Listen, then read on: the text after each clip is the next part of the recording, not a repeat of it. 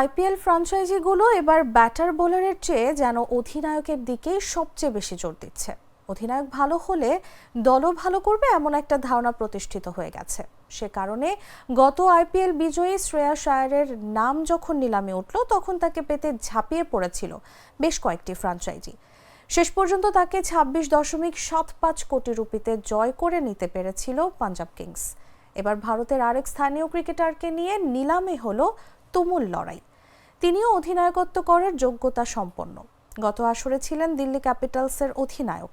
Lucknow super giants গত আসরে নেতৃত্বের দুর্বলতায় ভুগেছিল, যে কারণে এবার তারা ঋষভ পান্তকে পেতে কোমর বেঁধে নেমেছিল আইপিএলের মেগা নিলামে, যার ফলে দেখা গেল শ্রেয়াস আয়ারের রেকর্ড ভাঙার কয়েক মিনিট পরে আইপিএলের নিলাম ইতিহাসের সব রেকর্ড ভেঙে সর্বোচ্চ পারিশ্রমিক প্রাপ্ত ক্রিকেটার হয়ে গেলেন ঋষভ পান্ত।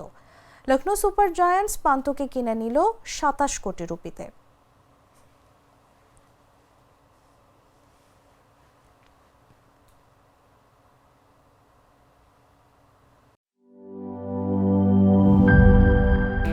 স্যার, আমাদের নতুন প্রোডাক্ট সিক্সার্স।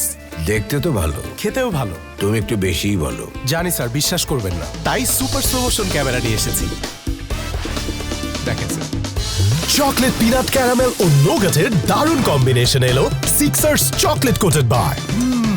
পুরোটা এনার্জি।